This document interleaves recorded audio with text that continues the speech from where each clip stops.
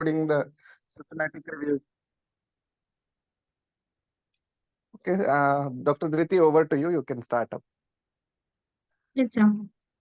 Very good evening, everyone. Myself, Dr. Dhriti, me and Dr. Sridharshri will be presenting. We'll be presenting in two parts. The initial review detail about anemia of prematurity. Dr. Sridharshni will be presenting, and detailed about the current evidences and whatever controversies are there regarding this topic of anemia, the transfusion, and whatever clinical concerns we face that we'll be discussing in the later in the part two. So over to Dr. Sridharshni. Good evening, everyone. We'll start with the introduction. So, neonatal anemia is defined as HB or hematocrit, which is more than 2 standard deviations below the mean for the postnatal or gestational age, and it is one of the most common cause for transfusions in extremely low birth weight infants, requiring at least one minimum of one red blood cell transfusion during their NICU stay. Coming to the site of collection coming to the site of collection, it is so coming to the site of collection, it is important. It is an important aspect for collecting the samples, as at 1 hour of life there will be a difference between the capillary and venous hematocrit of around 3.6 grams, whereas if you take it of a 3-week-old infant of a neonate, there's only a difference of 1.1 gram from the capillary and venous sample. HB is higher in a capillary sample compared to venous samples, and hematocrit is also more in the capillary sample, followed by the venous and followed by the arterial sample. So capillary samples are more concentrated and with serum depletion, whereas arterial samples have more water content. Coming to anemia of prematurity and the causes, it is seen most commonly in low birth weight infants, and it reaches an adder of around 7 to 9 grams per deciliter at around 4 to 8 weeks of gestational age. And the causes include decreased RBC mass, increased iatrogenic losses because of our lab sampling, shorter RBC lifespan, inadequate erythropoetin production, low serum iron stores, rapid rate of growth, and also vitamin deficiencies, particularly vitamin E deficiency. This is a picture showing the term infants, a comparison between the nadir of term infants and the preterm infants. So very birth low weight infants have lower nadir and they need more hypoxic stimulus when compared to a term infant, where a term infant reaches the nadir at a much later age compared to a preterm infant. So it is actually an exaggerated pathological response in preterm infant, most commonly seen in infants less than 32 weeks from 32 weeks of post neonatal age, and it is inversely proportional to the gestational age, and it typically resolves between 3 to 6 months of age. It is typically a normocytic normochromic anemia with low serum erythropoetin levels. The nutritional deficiencies that play a role in anemia of prematurity include iron, vitamin E, vitamin B12, and folate, and it's inversely related to the gestational maturity and birth weight. So,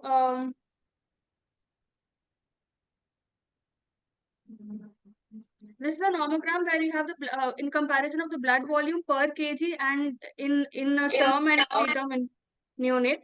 So if you take a term neonate weighing around 3 grams, the blood volume is somewhere around 85 to 90 milliliters per kg, whereas for a 1,000 gram baby, it is somewhere around 100 ml per kg. So the volume of blood is higher for a term infant, but and hence if you consider a 1 kg baby, even if we take a sample of 6 to 7 ml of blood being withdrawn, it will be a significant amount and may require further transfusions. So this is a slide showing the erythrocyte lifespan, where in adults it is around 110 to 120 days, in a term baby it's around 60 to 90 days, and in a preterm infant it's around 35 to 50 days. So this is a site of hematopoiesis, wherein yolk sac is the major site of production of red blood cells in a fetus from 1 to 3 months of age, 3 months of gestational age, followed after which the liver takes the role, and followed by postnatal age, it will be the bone marrow, which will be the major site for production. So Erythropoetin plays an important role in production of RBCs, and most commonly in a neonate of 32 weeks or less than that, liver will be the major site for stimulus of erythropoietin production. Along with that, you have certain growth factors and specific genes that are involved in erythropoietin production and RBCs production. And increasing evidence shows that an abnormality in one of these genes, that is GLUT1 or GLUT4, can cause anemia in neonates. This is a postnatal. This is a picture depicting the postnatal fall of hemoglobin, where in a term baby it is at a much later age, whereas in a preterm baby it is much sooner. And smaller babies reach the nadir have a much lower nadir. This is the hemoglobin concentration, where from a 26 to 30 weeks, the hemoglobin concentration is around 13.4 Hb, whereas for a 28 weeks, it is 14.5, and 32 weeks, it is 15. Postnatal age, after birth, there will be a gradual decline in the mean Hb. So what are the physiological contributors to anemia of prematurity? We have a low set point for oxygen sensor, that is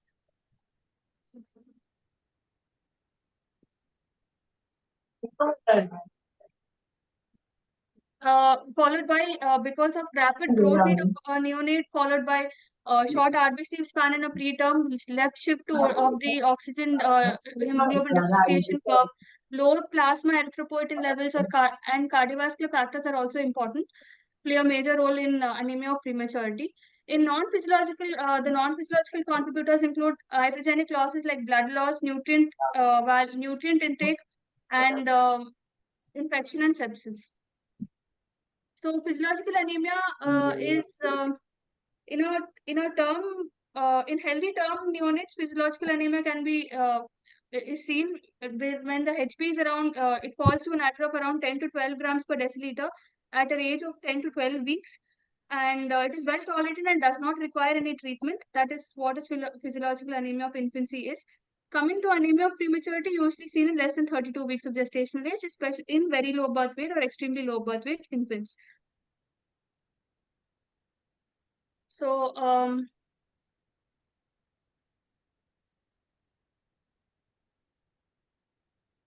preterm infants are at particular risk of impaired oxygen delivery with anemia because of increased likelihood of respiratory disease or because of high levels of hemoglobin F, and they need to and the need to avoid hyperoxia increases the risk of bronchopulmonary dysplasia and retinopathy of prematurity. Infants are usually asymptomatic and they despite having low hemoglobin levels. So a comparison between physiological anemia of infancy and anemia of prematurity.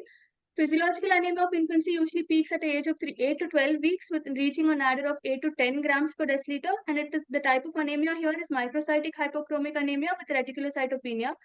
And it's usually asymptomatic and does not require any treatment. Anemia of prematurity is at a much earlier age, where around 4 to 6 weeks of just 4 to 6 weeks, reaching a nadir of 6.5 to 9 grams per deciliter. The type of anemia is normocytic normochromic, and it is hyporegenerative anemia because of low erythropoietin levels. And it is symptomatic and they require treatment. So protein intake plays a role in erythropoietin production, and adequate protein intake studies have shown that providing an adequate protein intake will help in decreasing the fall of HB by 1 to 1.5 grams per deciliter. Coming to clinical features, it can be manifested as poor weight gain or decreased activity, lethargy, difficulty with oral feeding. There might be pallor leading to apnea and bradycardia episodes, and cardiorespiratory symptoms like tachycardia, tachypnea, and flow murmurs. Metabolic acidemia can manifest in the form of increased lactic acid secondary to increased cellular anaerobic metabolism in relatively hypoxic tissues. So this, as earlier said, this is a normocytic normochromic anemia with low retic count because of because it is a hypoproliferative anemia, and some serum concentration of erythropoietin are low in preterm infants during the first postnatal month compared to adults.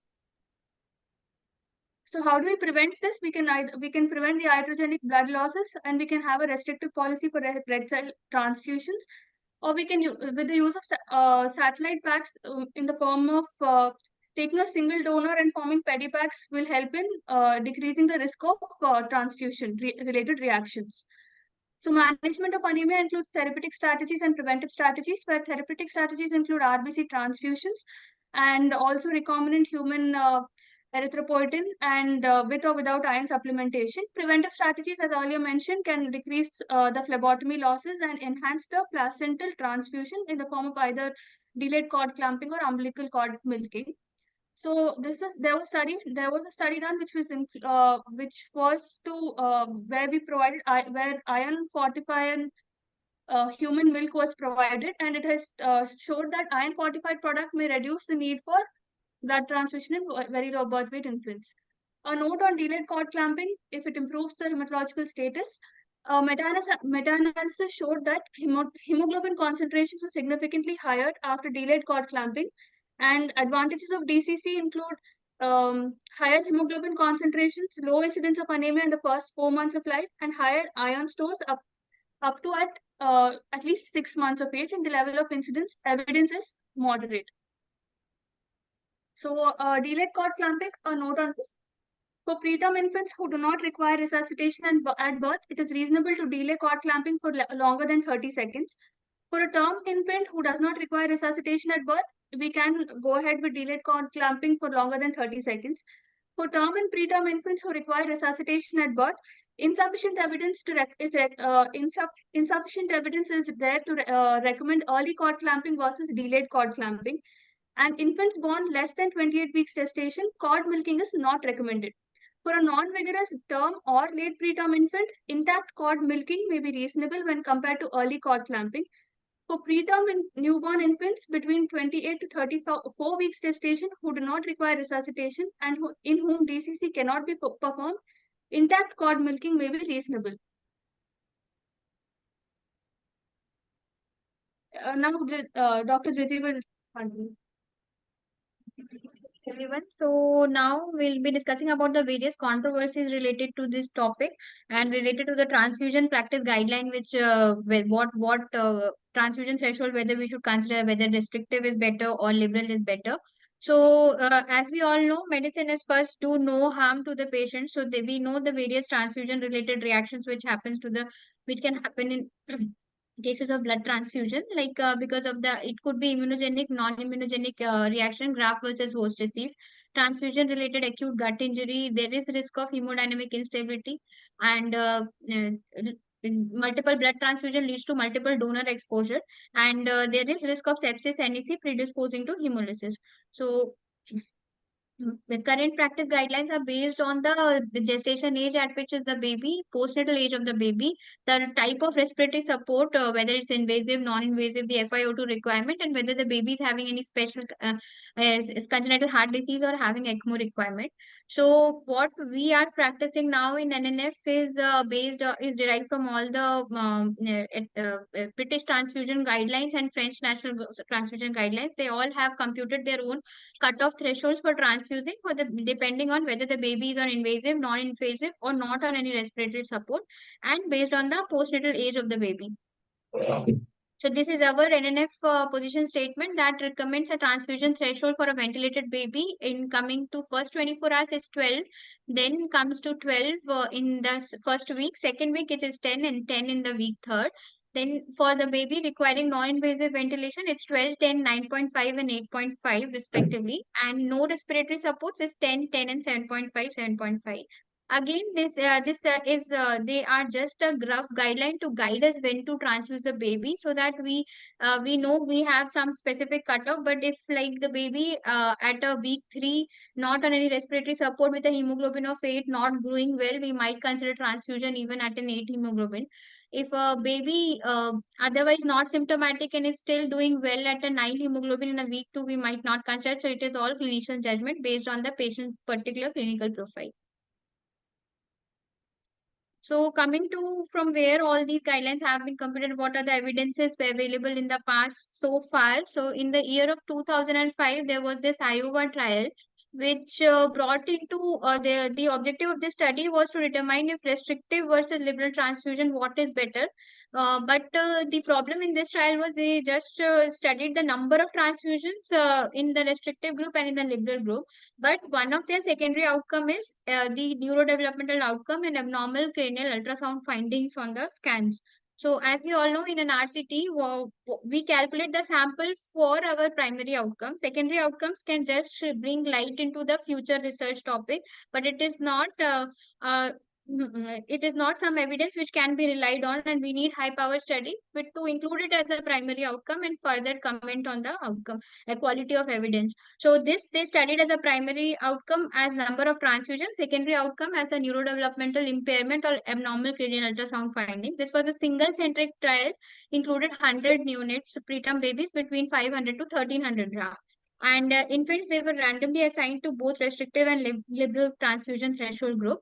And definitely, they found out the outcome that the number of transfusion, number of donor exposure were lesser in the restrictive group. But the pointer towards further research which they gave is the practice of restrictive transfusion was proven to be harmful, was shown harmful by them for a preterm to the preterm infants. So then in 2006 came PINE trial, which is premature infants in need of transfusion. They studied all ELBW less than 1000 grams. This was a multicentric trial which included 10 centers and 450 neonates. And in this, their primary outcome was discharge or survival with any of the comorbidity like BPD, brain injury, or on cranial ultrasound. So in this trial, they found out that there is no statistical difference in the primary outcome, which is death or severe morbidity. So what was the say on almost similar year 2005 and 2006, and they found out two polls apart result. The what were the things inside these studies were Iowa was a single centric study with the smaller subjects 100, and Pint was a involved 10 center 451. Both were RCTs. The mean birth weight distribution was 950 in this group and around 700 in the Pint group. And the mean gestational age was lower in the Pine, but it was 28 weaker in the Iowa. But the major problem here is they use high liberal kind of a threshold. Here they use an intermediate threshold, and the difference between the restrictive and liberal was a wide difference of the hemoglobin. Here they took around 1.5 to 2 difference in all the cutoffs, but here they took almost 4 to 3 milligram per deciliter, which can totally change the clinical picture of our newborn baby. So this was a major difference about because by the time they were waiting for this hemoglobin to come, the baby already had severe symptomatic anemia, recurrent apneas, and it was the apnea, the hypoxic anemia, and the symptomatic anemia which caused adverse neurodevelopmental outcome, and not that restrictive transfusion policy per se. So this was their threshold. This is the Iowa followed a high Pine followed a somewhat acceptable cutoff difference between the intermediate liberal and the liberal.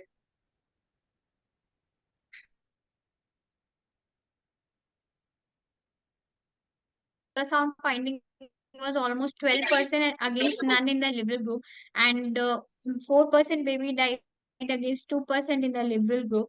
And but in the restrictive group, there were more frequent apnea episodes, so probably the reason for the adverse outcome. And in the Pine trial, there were almost similar results in both the group, which was not statistically significant.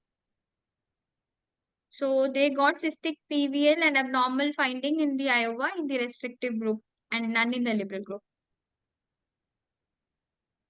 So this was the impact of hematocrit on the neurological outcome derived from all the both the trials in the past in 2005 and 6.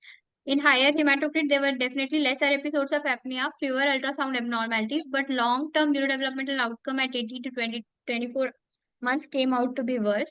The Pint intermediate liberal had better outcome at 18 to 22 months, but in restrictive, both the trials that they computed that there is worse neurodevelopmental outcome in the long run or even the short-term neurodevelopmental outcome. So now comes the question is whether the intermediate liberal is better over restrictive policy. So restrictive transfusion can reduce definitely the number of transfusion, the transfusion related risk to the babies, and the number of donor exposure will be less. Higher transfusion threshold, they will definitely reduce the apnea frequency, and so probably the long term neurodevelopmental outcome. And higher transfusion may be protective in a short term but harmful in long term. So there came in 2020 top trial, top is transfusion of premature babies. It was a trial in which they studied the primary outcome as neurodevelopmental impairment at the age of 22 to 26 months using the standardized Bailey scale. And in this also they studied ELBW 24 to 27 months baby, 27 weeks baby. So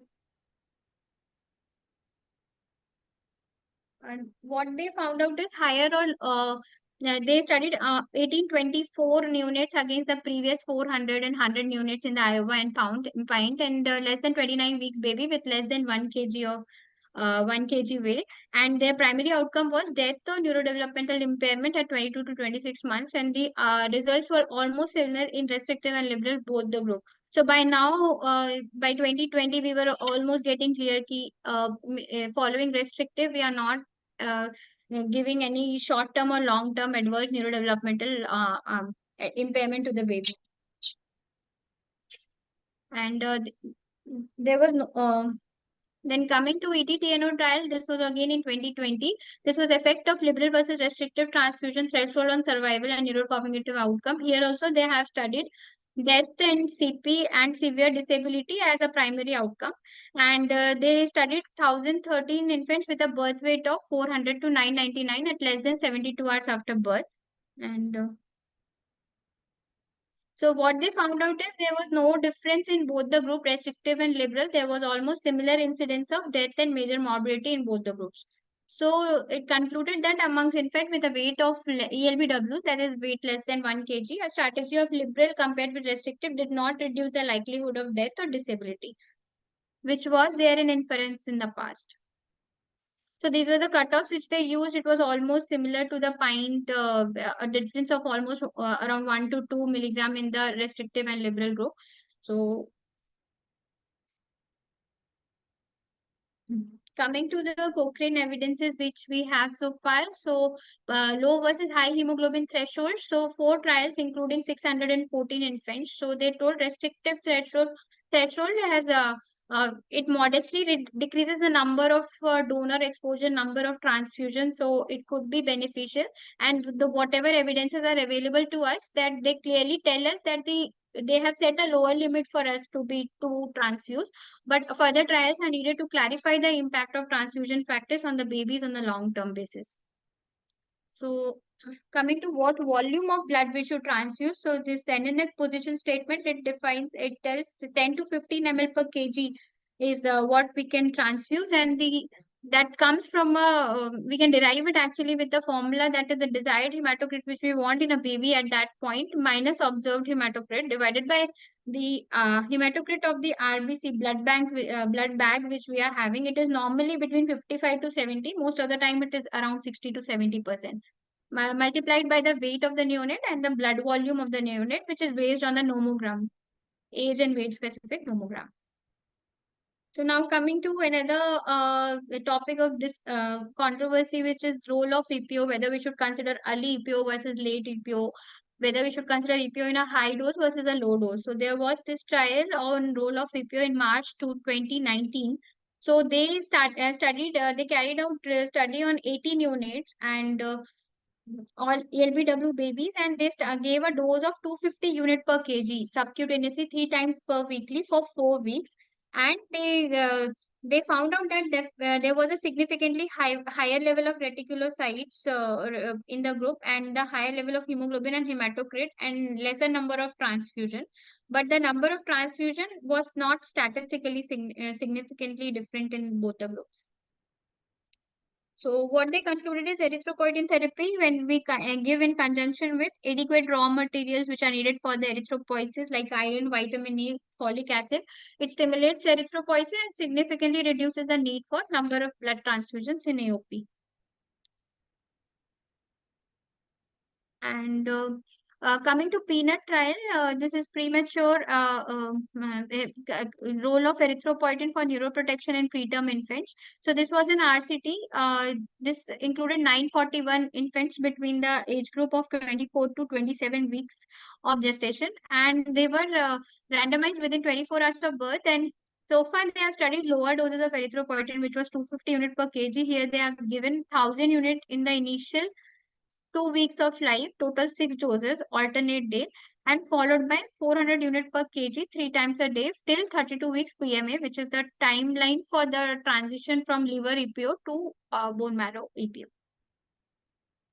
So, and their primary outcome was death or severe neurodevelopmental disability, and they found out that there was no statistical significant difference between the two, and they told high dose EPO treatment administered to extreme preterm infants from 24 hours did not result in lower risk of severe neurodevelopmental impairment.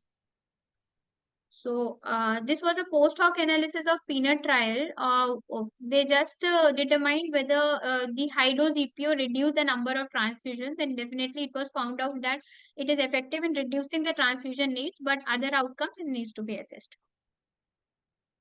Coming to early EPO versus late EPO, what is better? So there is a Cochrane review. Early EPO, that is started within 24 hours of birth till 32 weeks of corrected age. Which agent to use? So total evidences so far is 34 studies, 3,643 infants.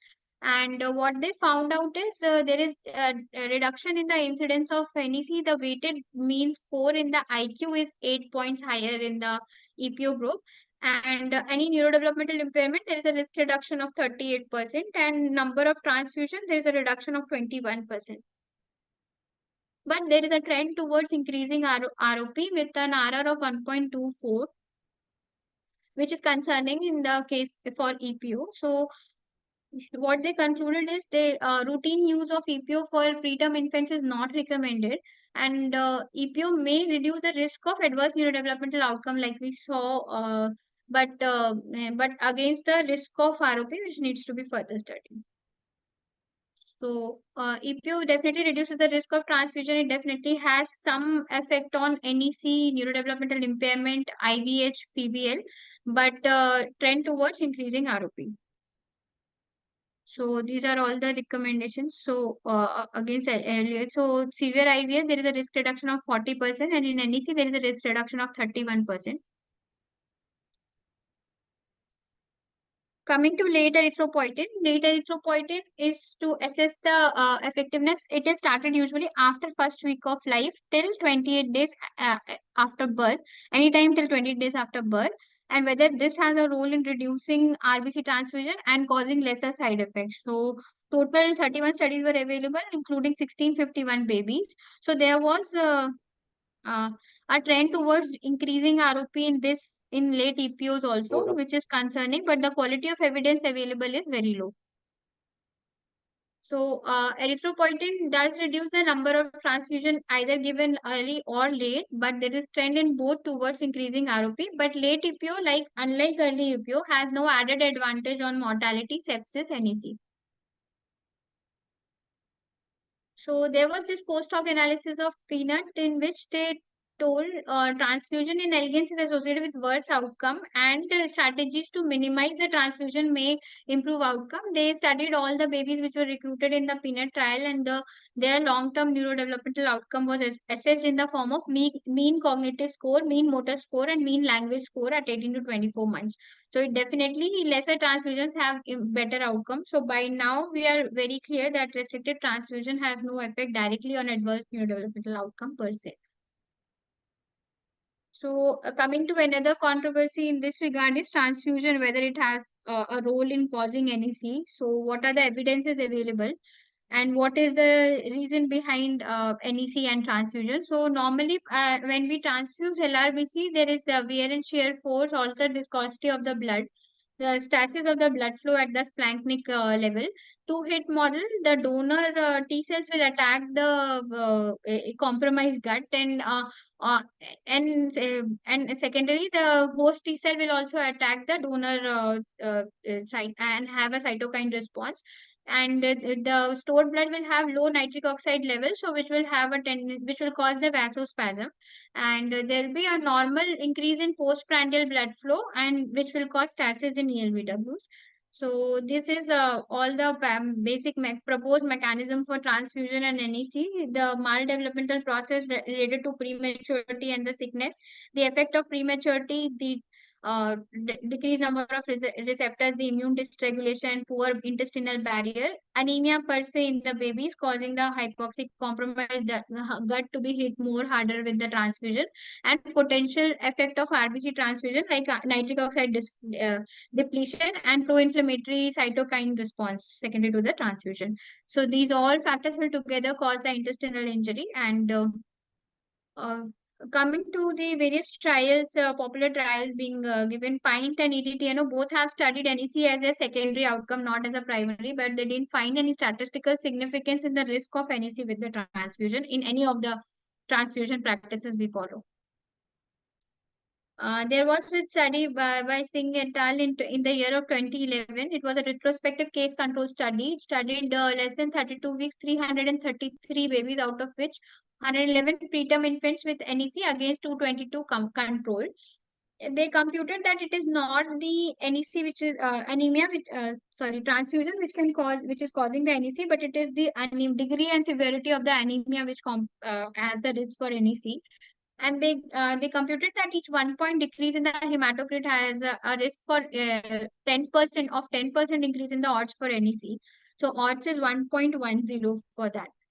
So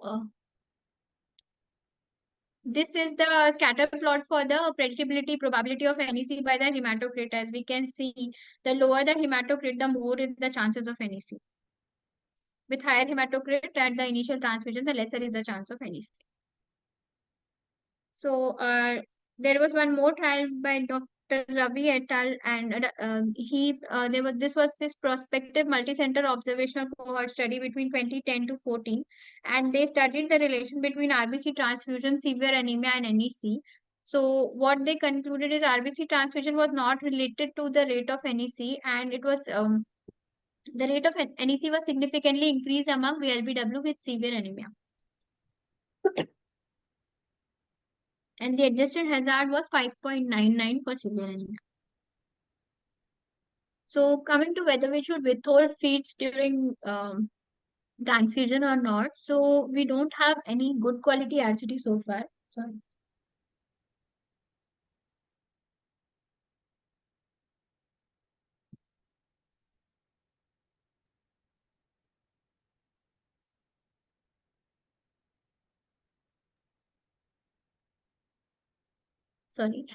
We don't have any good quality RCT so far. Whatever studies are available, there are 7 non-RCTs observational study which showed that withholding feeds during transfusion that significantly reduced the incidence of transfusion associated NEC by 53% almost, and the quality of evidence as per grade is moderate on grade analysis, and adequately powered RCTs are further needed to confirm these findings.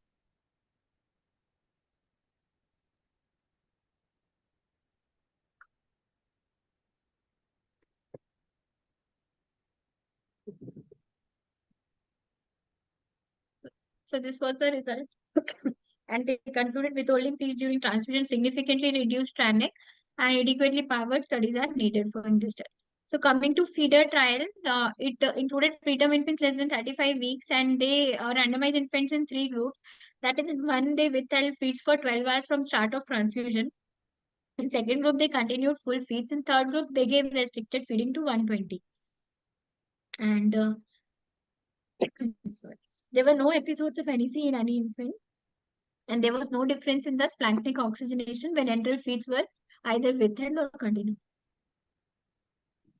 So coming to, should we believe in the TRANEC and apply the grade to the literature? So overall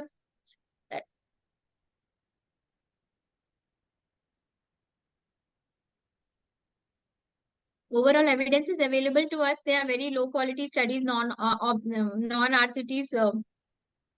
So it all based on patient to patient basis. Like if a baby is within first 2 weeks of life on ventilation, higher ventilatory settings, high FiO2 requirement, septic, or some ongoing injuries, ongoing sepsis is there, or acute sickness episode. If at that point of time it is warranted to withhold feeds.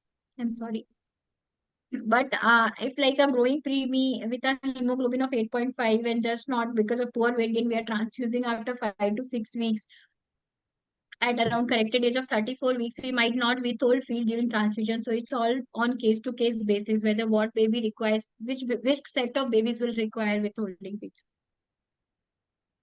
So coming to another area of interest is autologous blood transfusion. This I just included for this can be a possible area of research in the future for our preemie babies. This they included cardiac cases of neonates, and all those neonates who underwent cardiac surgery and required blood transfusion. They were 10 group of 10 neonates. So they took the autologous blood from the umbilical cord and from the placenta, 75 ml. They stored in 5 ml of CPD solution, and they immediately uh, refrigerated it, and post-op they gave this blood only. So what they found out is in the group of babies in which they use this autologous blood, uh, against the regular conventional management, they could decrease the donor exposure from 5 donor to 1 donor. So this we can consider for our preemie babies collecting umbilical cord and storing and discussing with our transfusion medicine specialist whether it is feasible in our NICU unit to be done. And coming to other areas is how to reduce the risk associated with transfusion is leukoreduction. Leukoreduction almost reduces the number of WBCs to less than 1 into 10 to the power 6. And then decreases the incidence of BPD with an odds of 0.42, that is 58% reduction. ROP is decreased by 44% and NEC by 61%. So leukoreduction decreases the number of WBCs to less than 1 into 10 to the power 6. And the method of leukoreduction could be by Buffy coat removal, which is 3800 revolutions per minute for 7 minutes, followed by leukofiltration. Irradiation 25 to 50 gray radiation is what is recommended. Once irradiated, RBC needs to be watched for there is a risk of hyperkalemia, and then they should be immediately transferred within first 24 hours span. So coming to take home messages, these were the possible discussions which we had in our unit. Is we discussed with the transfusion medicine team whether autologous blood transfusion is feasible in our unit. So they wanted a lower volume bag. They don't have a bag which is below 100 ml to with the preservative. So single donor blood collection satellite bags versus single donor fresh samples, because we know that if we collect a blood in pedipacks, the baby might not need in the coming 1 to 2 weeks of life. They might need it later in the NICU admission course.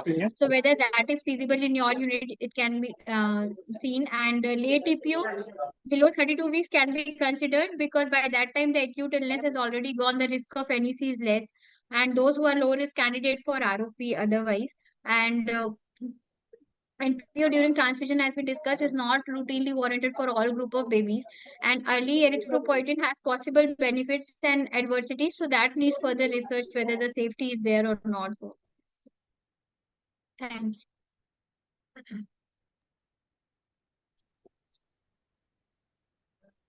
Thank you, Dr. Dhriti and Dr. Darshini, for the elaborate and comprehensive presentation. I think the presentation has been very informative. Few points I would like to highlight as take-home messages. One is about the restrictive sampling policy. In our unit, we are very strict about sampling. We do not do defensive sampling, like the samples that are required for just report purposes. Only those samples that on which basis we do take a management decision is being done. So that has dramatically reduced our incidence of blood transfusion for each individual baby as well as in the unit overall. So that is possible if you have a commitment from your side. Next thing I want to highlight, which has not been discussed in this presentation because not much of evidence on it, is the transfusion related CMV, which we do get miss out because of the underdiagnosis. So we don't screen our blood which we are giving in the newborns for CMV. So the blood bank has to be informed about it if at all such a screening is required, because routinely it is screened for malaria, HIV, HBsAg and others. But whereas for adults, the CMV doesn't make much a difference, but for newborns it does make, because some of them would land up in a BPD, which otherwise would not. So that is one aspect which you have to consider and generate evidence on that. Now, another important aspect which Dhriti pointed out was on the autologous transfusion. Yes, for those preterm babies who do not qualify for delayed cord clamping, suppose, so there should be a mechanism to extract the blood from the placenta and preserve it for the future transfusion of the same baby. We did try to search evidence on this, and some of the American equipments are under construction for extraction of blood from the placenta. And it was earlier tried in 1980s without much of clinical success. So we need to relook into this particular aspect, which looks very promising. We are in touch with the transfusion medicine experts for further processing in this regard. And lastly, what I would like to highlight is regarding the feeding policy during transfusion. So it's not universal that all babies who are undergoing transfusion should be held nil per oral. It should be individualized and case to case basis, wherein you feel the risk of transfusion and its associated free radical injuries would land up the baby in NEC. Only such babies need to be restricted from feeding. So that opens the class for discussion. Any particular questions? I think one question I can see in the chat regarding the maternal cross matching. And do we need to hold hematinics post transfusion? Hematinics post transfusion, Dhriti, I think you can answer it because we had a discussion on it. Yes. There are evidences based on that. Actually, the baby who receive more than 30 to 45 ml per kg of blood during their whole ICU stay, we need to do a serum ferritin on that. Serum ferritin target is to maintain between 50 to less than 300. So if it is more than 300, we can transiently withhold iron supplementation for 1 to 2 weeks and consider repeating ferritin. If repeat ferritin is below 300, then again we can consider starting transfusion. So the cutoff is 30 to 45 ml per kg of LRBC transfusion or more if the baby received. Then do a ferritin and based on the levels decide on clonopherol supplementations. So the thumb rule is cumulatively, if the baby receives more than 3 transfusions, do have a check on your iron supplementation. You may be landing of the baby in iron overload. And another question is on cross matching with mother's blood. Yes, it is done as a routine policy. And more than RBC, it is the plasma with which the donor blood has to be cross matched, because antibodies present in the maternal plasma would have crossed already into the newborn's blood, and they would cause reactions post transfusions. Feeding protocols, I think I have already discussed. And do you use microsampling techniques? Yes, we do use minimal samplings. Even for bilirubin, we do use 0.1 microliter to 0.2 microliter. And we do not do routine complete blood count or picture for just a platelet count. With 1 drop of blood, we can do a platelet smear and get the platelet count manually counted by a trained pathologist. That's how we can avoid or reduce the amount of bloodletting. If you look at the number of blood gases, one can reduce them significantly. You won't believe, in our unit, we still have a baby who was ventilated for almost 84 days, including high frequency ventilation, and cumulative number of blood gases for that baby was only 11. When we counted, we were ourselves surprised that reduced number of blood gases also can make a marked difference in the outcome of the baby.